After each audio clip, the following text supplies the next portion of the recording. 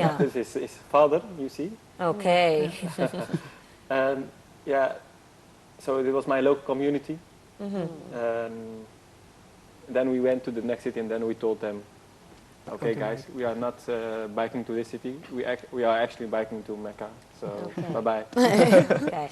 You did not think of biking to, you are a Moroccan, right? Yeah. You did not think of visiting Morocco while using the bike? Or Yeah, I tried it before by myself. And with the bike or? Yes, with the bike. And I was robbed on the way. Robbed. So nearby Spain.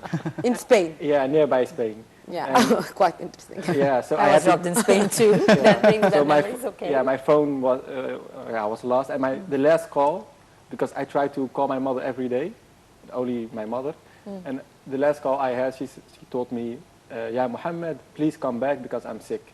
Oh. And then she hung up, and my phone was lost, and I didn't have any number, so I thought, okay, should I chase my dream or should I go back? So I told myself, okay, I could never forgive myself if I'm not going back. Yeah.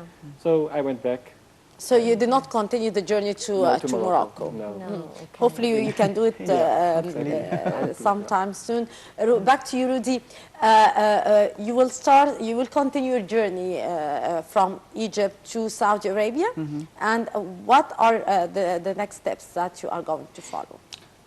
First, we have to plan, like which city we want to visit, because we're not sure how or where or how the roads are for first place, and where to bike to, and how the weather is. So maybe we should bike for 50 kilometers or 60 kilometers a day, or maybe even more if it's possible. Because I also heard somebody tells me you have the wind in your back, so it might be go faster, hopefully. So then we can bike more, and then we have to see if we can take the boat from Hurghada to Jeddah. Then we have to. So you are planning to take the bike from here, Cairo, to Hurghada, and then to Saudi Arabia? Yes. Yeah. So, okay. Saudi Arabia is a desert region. Mecca in particular is very mountainous. Yes. And it's very hard to reach. Yes. Even by any type of transportation. Yes. That's a big problem. Yeah. How do you intend to solve that? Our bike has 2 gears, so the problem is even bigger with a normal bike, because our bikes in the Netherlands, we have some other bikes, they have 27 gears.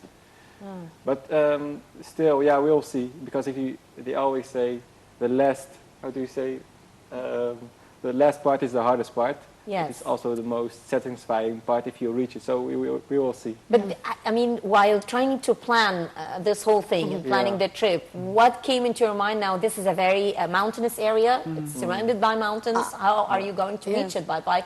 Yeah. Especially wooden bikes. There are a lot of obstacles, and there was only one reason to go, but there are a lot of obstacles, and you can think in terms of obstacles, or you can think in terms of possibilities, and we just think... you can think in terms of solving those obstacles. Also, we try to do that with a lot of things, but we couldn't solve anything, everything. I do feel that it was a kind of spontaneous. Yeah. Because up till this moment, you do not exactly know which cities are you going to visit, even here in Egypt, until you go to Saudi Arabia, or even in Saudi Arabia, right? So it's kind of actually, we learned from that as well, because I was the one who said, oh, we should plan this, and we should have something as a backup plan. Like we should book a ticket already for this and this and this, and we should plan our stay in every city in Eastern Europe, especially. But during the trip, we found out we should not plan too much. Because things come up. Things come up, and people we meet offer things as well. So it's kind of spontaneous too. So I believe the preparation would be how to solve any obstacle that comes your way. Yeah, maybe you might know the Chinese proverb or expression. They say, we cross the bridge when we are there. Yeah. So you can, how do you say, over-prepare things. Okay. But to be honest, about Mecca, we only agreed on one thing: if it is too dangerous, because there it seems to be too dangerous to ride on a bike, then we should some bus or something to Mecca. Yeah, this is because I was wondering why Mecca in particular, because Mecca is very mountainous area. It's surrounded by mountains. It's not easy to reach. We can walk maybe as well, because sometimes we walk as well if it's too hilly. So again, that's the point of satisfaction. I mean, if you adventure help. Yeah, an adventure. Since we are running out of time, Rudy, you want to talk about sustainability and your message there. So Yes, yes. can you please tell us about that? Yeah, because one thing indeed we want to approach, or want to make people aware of, is indeed the problems we face nowadays, like climate change. And a lot of people think it's too far off their bed show. But it's not actually. It starts with small things, and it starts also by changing. Starts with our own habits. For example, our food production. And nowadays we eat like tons of meat every day, and meat is actually the biggest cause of the carbon. How you say it? Yeah, I say it. The footprint, carbon footprint. So by eating less meat, for example, you can change so many things. It's also more healthier for you as well. So that is one thing. Another thing is, for example, is if you look at our waste, waste habits, or our things we buy from the supermarkets, when we buy things such as food, we see that we have a lot of things we only use for one time. Like, for example, this food box, like the plastic bottles where we put our drinks in, and then we use it once and then we throw it away. Yes. So how we can solve this thing, for example, is just, cook your water, put it in a bottle, and take it with you. And this thing you can use a lot of times.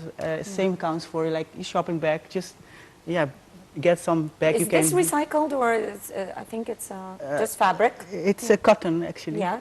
You can wash it and you can use it millions of times, and it saves the carbon, the waste, actually, because whenever the plastic, for example, it's like it's not really how you say it. It comes everywhere. The plastic waste. Okay. It's very bad for our health, for the animals, for example, and it doesn't solve totally. So it comes in our immune systems, it causes cancer, so it's very bad. So we should be more aware of what we're buying. So you guys use this trip to promote or advocate sustainability, for example. Mohamed, were there any other issues that came to your mind that you wanted to promote? Yeah, just a reflection. Talk with yourself. It might seem crazy if you talk with yourself, but I do it all the time. We all do it all the time. Let's be honest. Sometimes yourself is more benefiting than others. Sometimes. And you get to discover things, by the way. Come up with ideas. Yeah. So write with yourself, because writing is a way of talking with yourself. And keep in contact with people you love. So we love children, and we try to keep contact with them during the trip also. And actually, I have to say something, because I wasn't that aware of sustainability before I came across this strange guy.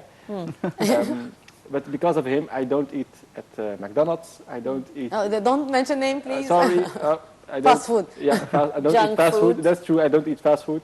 I don't drink certain kinds of energy. I don't drinks. So I. No sodas, no junk food. I don't waste water that a lot.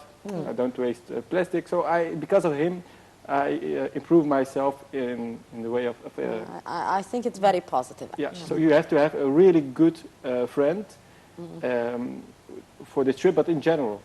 So that's one important thing, because I wanted to do this trip before by myself first, but then I want. It wasn't a bad idea after all. Let's hope so. I mean, let's hope so. Okay, we wish you best of luck, you guys. Thank you so much. Rudy and Mohamed, best of luck, and we hope that you actually achieve all your goals. And it's as you mentioned, it's very satisfactory to you, and it's very also beneficial to others. Indeed, and have a safe trip to Saudi Arabia, and hope that your trip do end in a very positive way. Thank you so much. Now our viewers will go to a short break, and after that we'll be back to resume the segments of the breakfast show, so don't go away.